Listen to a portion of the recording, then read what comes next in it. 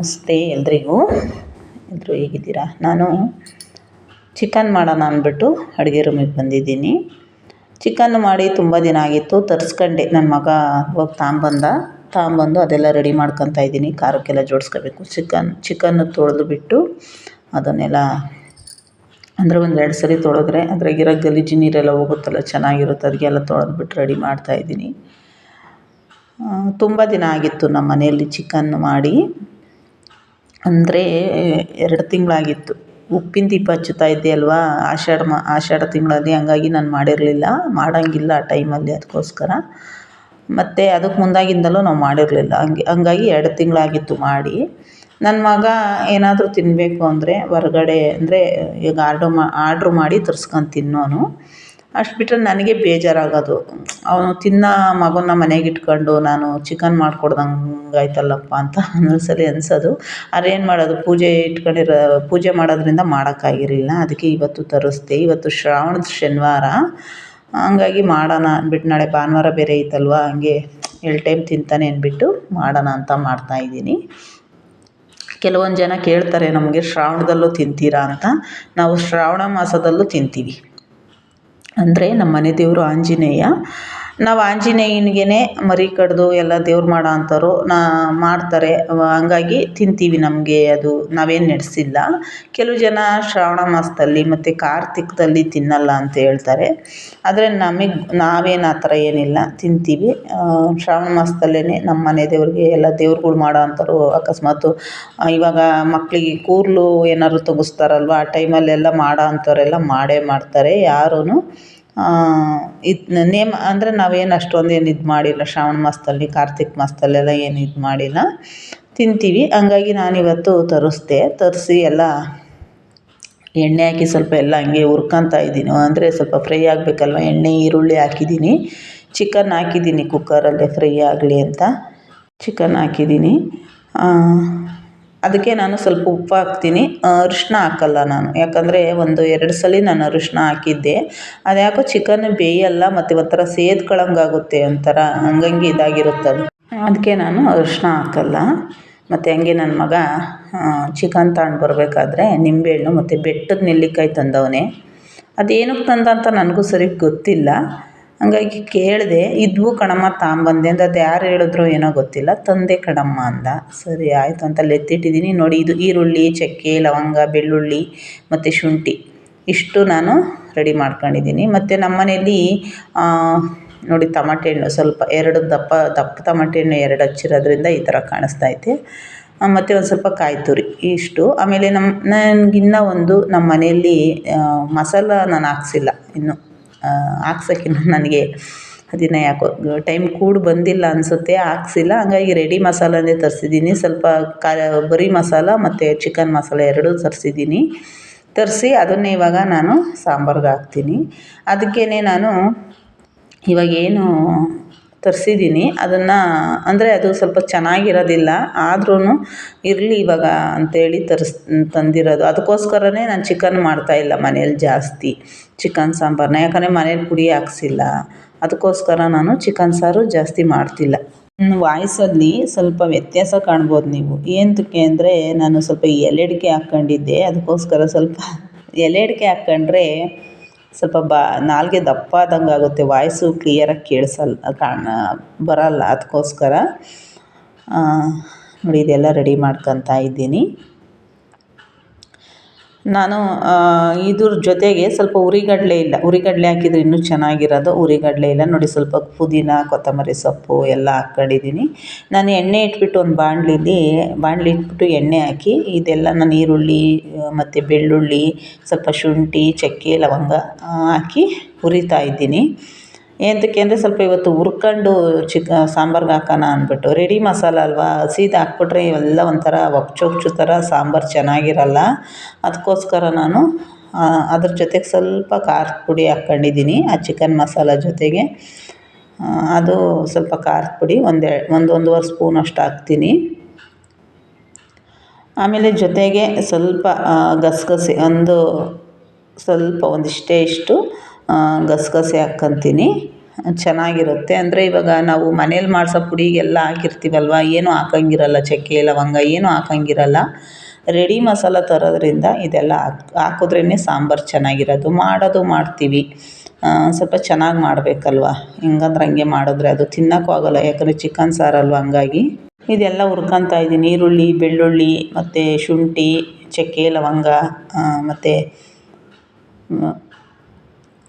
ಗಸಗಸೆ ಎಲ್ಲ ಹುರ್ಕೊತಾ ಇದ್ದೀನಿ. ಇದೆಲ್ಲ ಎಣ್ಣೆಲಿ ಸ್ವಲ್ಪ ಫ್ರೈ ಮಾಡ್ಕೊಂಬಿಟ್ಟು ಟೊಮೊಟೊ ಒಂದು ಉರಿಯಲ್ಲ, ಟೊಮೊಟೊ ಹಸಿದೇ ಹಾಕ್ತೀನಿ.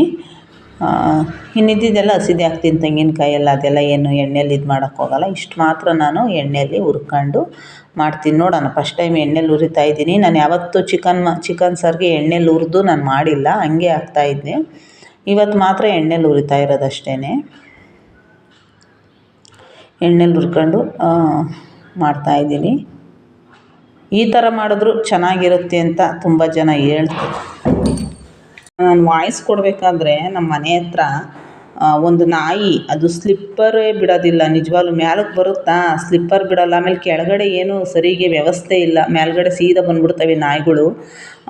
ಕೆಳಗಡೆ ಗೇಟ್ ಇಲ್ಲ, ಏನಿಲ್ಲ. ಗೇಟ್ ಐತೆ, ಆದರೆ ಅದರಲ್ಲೇ ನಾಯಿ ತುರ್ಕೊಂಡು ಸುಮ್ಮನೆ ಬರ್ತವೆ. ಬಂದು ಡಬ್ಬೆಲ್ಲ ಇದು ಮಾಡ್ತಿತ್ತಾ, ಅದಕ್ಕೆ ಆಚೆ ಹೋದೆ. ಹಾಗಾಗಿ ಸ್ವಲ್ಪ ಏನು ಮಾತಾಡಿದ್ದೀನಿ ಅಂತ ಕೇಳಿಸ್ಕೊಂಡು ಕಮೆಂಟ್ ಮಾಡಿ. ನೋಡಿ, ಇದೆಲ್ಲ ಚಿಕನ್ ಮಸಾಲೆ ಎಲ್ಲ ಮಸಾಲೆ ಎಲ್ಲ ರೆಡಿ ಆಯಿತು. ಎಲ್ಲ ರುಬ್ಕೊಂಡು ಈ ಥರ ಎಲ್ಲ ಹಾಕ್ತಾಯಿದ್ದೀನಿ. ಕುಕ್ಕರ್ಗೆ ಇವತ್ತು ಕೆಲಸ ಕೊಟ್ಟಿದ್ದೀನಿ. ಸ್ವಲ್ಪ ಕುಕ್ಕರ್ ಅವಲೇ ಎತ್ತಿಟ್ಟು ತುಂಬ ದಿನ ಆಗಿತ್ತು, ತೆಗ್ದಿರಲಿಲ್ಲ ನಾನು.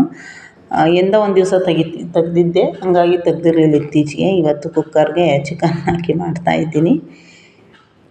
ನನಗಂತೂ ನನ್ನ ಮಗನ ನೋಡಿದಾಗೆಲ್ಲ ಅನ್ಸೋದು, ಅಯ್ಯೋ, ತಿನ್ನೋ ಮಗಿಗೆ ನಾನು ಏನಪ್ಪ ಈ ಥರ ಅನ್ಸೋದು. ಆದರೆ ಇವತ್ತು ಅವನಿಗೆ ಅಂದರೆ ಅವನು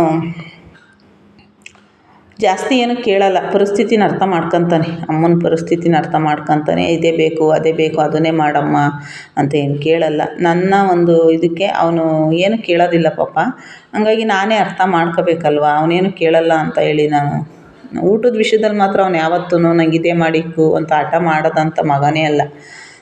ನಾನು ಏನು ಮಾಡಿರ್ತೀನೋ ಅದೇ ತಿಂತಾನೆ. ನಾನು ಕೈ ಗೊಜ್ಜು ಕಲಸಿಕ್ಕಿರು ಊಟ ಮಾಡ್ತಾನೆ, ಉಪ್ಪು ಮೆಣ್ಸಿನ್ಕಾಯಿ ಗೊಜ್ಜು ಸಿಕ್ಕಿದ್ರು ಊಟ ಮಾಡ್ತಾನೆ. ಅವ್ನು ಇಂಥದ್ದೇ ಬೇಕು, ನನಗೆ ಇಂಥದ್ದೇ ಮಾಡಿಕ್ಕು, ನನಗೆ ಯಾಕೆ ಇದು ನೀನು ಮಾಡಲ್ಲ ಅಂತಲೂ ಅವ್ನು ಕೇಳಲ್ಲ.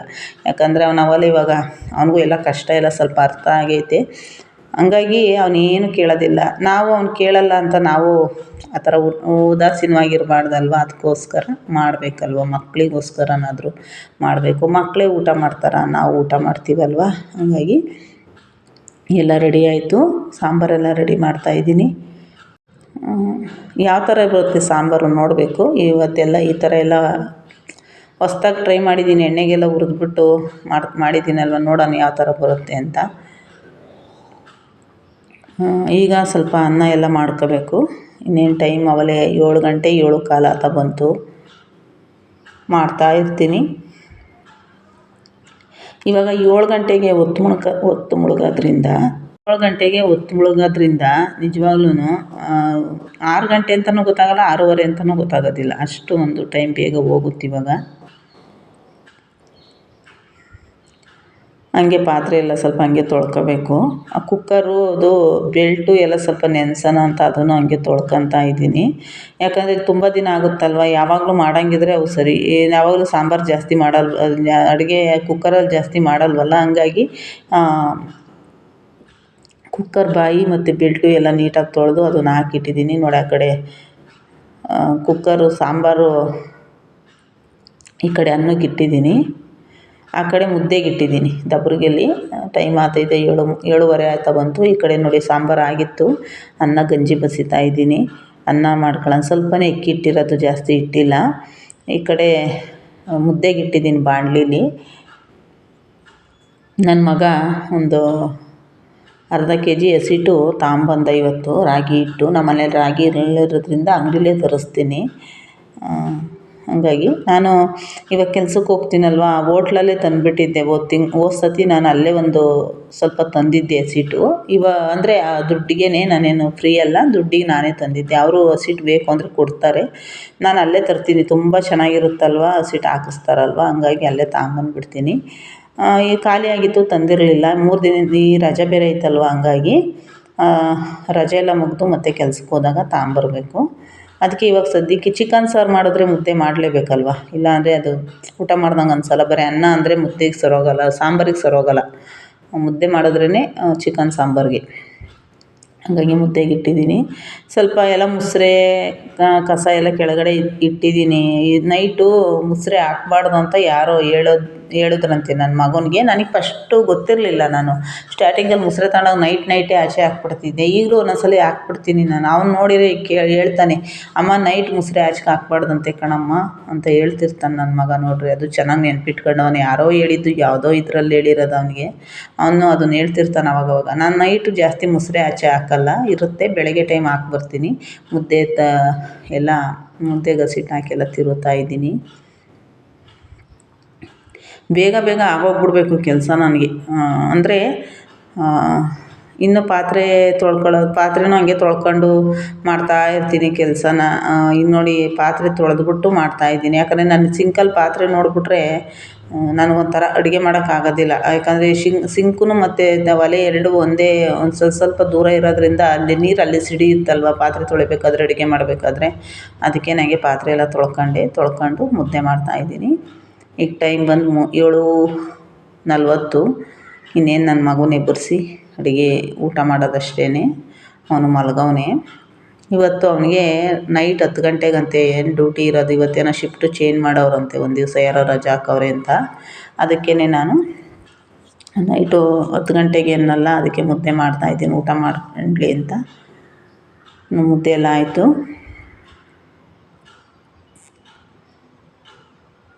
ಚಿಕ್ಕದಾಗೆ ಮಾಡಿದ್ದೀನಿ ಮುದ್ದೆ. ಅಂದರೆ ಎಷ್ಟು ಬೇಕೋ ಅಷ್ಟೇ, ಒಂದು 2 ಮುದ್ದೆ ಅಷ್ಟು ಮಾಡ್ಕೊಂಡಿದ್ದೀನಿ ಅಷ್ಟೇ, ಸಾಕು. ಜಾಸ್ತಿ ಮಾಡಿದ್ರೆ ಸುಮ್ಮನೆ ವೇಸ್ಟ್ ಆಗಿಬಿಡುತ್ತೆ ಅಂತ. ನನಗೆ ಚಿಕನ್ ಸಾರು ಮಾಡಿದಾಗ ಮುದ್ದೆ ಇದ್ರೇ, ನನ್ನ ಅನ್ನ ಜಾಸ್ತಿ ತಿನ್ನಲ್ಲ. ಹಂಗಾಗಿ ಮುದ್ದೆ ಇರಬೇಕು. ನನ್ನ ಮಗನಿಗೂ ಮುದ್ದೆ ಮಾಡಿಕೊಡ್ತೀನಿ, ಅವನು ಊಟ ಮಾಡ್ತಾನೆ. ಅವನಿಗೆ ಸಾಂಬಾರು ಚೆನ್ನಾಗಿದ್ದು ಮುದ್ದೆ ಮಾಡಿಕೊಟ್ರೆ ಊಟ ಮಾಡ್ತಾನೆ, ಏನು ಹಿಂದೆ ಮುಂದೆ ಇದು ಮಾಡಲ್ಲ. ಆದರೆ ಇವಾಗ ನಮಗೆ ಒಂಥರ ಸಾಂಬಾರೇನೋ ಚೆನ್ನಾಗಿಲ್ಲ ಅಂದರೆ ಊಟ ಮಾಡೋಕ್ಕೆ ನಮಗೆ ಒಂಥರ ಅಲ್ವ. ನಾವಿನ್ನೇನು ಊಟ ಮಾಡ್ತೀವಿ ಅಲ್ವಾ? ಯಾವಾಗ್ಲೂ ಅದು ಇದು ಏನೂ ತಿನ್ನಲ್ಲ. ಊಟನಾದರೂ ಅಚ್ಚುಕಟ್ಟಾಗಿರ್ಬೇಕಲ್ವ ಮನುಷ್ಯನಿಗೆ. ಮಾಡೋ ಅಡುಗೆನೇ, ಮನೆ ಅಡುಗೆನೇ ಆಗಲಿ, ಅದನ್ನೇ ನೀಟಾಗಿ ಮಾಡ್ಕೊಂಡು ತಿನ್ನಬೇಕಲ್ಲ. ಹಾಗಾಗಿ ಮುದ್ದೆ ಎಲ್ಲ ಆಯಿತು. ನಾನಂತೂ ಕೈ ತೊಳಿತಾನೆ ಇರಬೇಕು ಸಿಂಕಲ್ಲಿ. ನನಗೆ ಏನಾದರೂ ಸ್ವಲ್ಪ ಹಿಟ್ಟು ಮುದ್ದೆ ಏನಾದರೂ ಕೈ ಕಚ್ಕೊಳ್ಳೋದು ಇದೆಲ್ಲ ಆದರೆ ಸ್ವಲ್ಪ ನನಗೂ ಆಗೋದಿಲ್ಲ. ಹಂಗಾಗಿ ಎಲ್ಲ ಕೈ ತೊಳಿತಾನೆ ಇರ್ತೀನಿ. ಮುದ್ದೆ ಎಲ್ಲ ರೆಡಿ ಮಾಡಿದ್ದೀನಿ. ಊಟ ಎಲ್ಲ ಮಾಡಿ ಮತ್ತೆ ಎಲ್ಲ ಕ್ಲೀನ್ ಮಾಡ್ಕೋಬೇಕು. ನೋಡಿ, ನಮ್ಮದು ಇಲ್ಲಿ ನನ್ನ ಮಗನಿಗೆ ಹಾಕ್ಕೊಡ್ತಾಯಿದ್ದೀನಿ ಸೌತೆಕಾಯಿ ಮತ್ತು ಈರುಳ್ಳಿ ಹೆಚ್ಕೊಂಡಿದ್ದೆ ಸೈಡ್ಗೆ. ಮತ್ತು ಈ ಕಡೆ ಚಿಕನ್ ಸಾರು ಇಟ್ಟಿದ್ದೀನಿ. ಅವನಿಗೆ ಫಸ್ಟ್ ಊಟಕ್ಕೆ ಇಟ್ಕೊಡ್ತೀನಿ. ಅವನು ಊಟ ಮಾಡಿದ ಮೇಲೆ ನಾನು ಮಾಡಬೇಕು.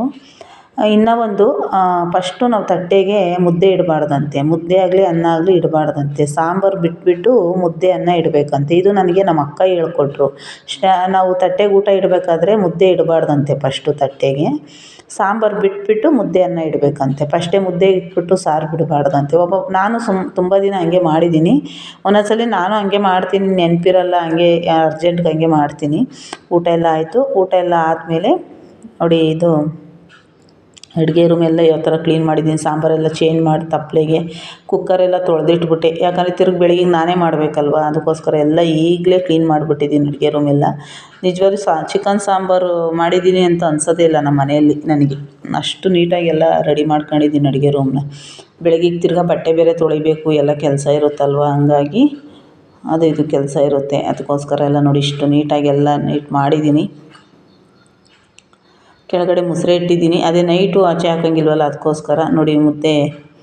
ಇದು ನಾನು ಮುದ್ದೆ ನನ್ನ ಮಗನಿಗೆ ಇಟ್ಕೊಟ್ಟು ಇದನ್ನು ಹಂಗೆ ಈ ಥರ ಹಾಟ್ ಬಾಕ್ಸಲ್ಲಿ ಹಾಕಿಟ್ಟಿದ್ದೀನಿ. ಚಿಕನ್ ಸಾರು. ಬನ್ನಿ ಎಲ್ಲ ಊಟ ಮಾಡೋಣ. ವೀಡಿಯೋ ನೋಡೋರಿಗೆಲ್ಲ ಧನ್ಯವಾದ.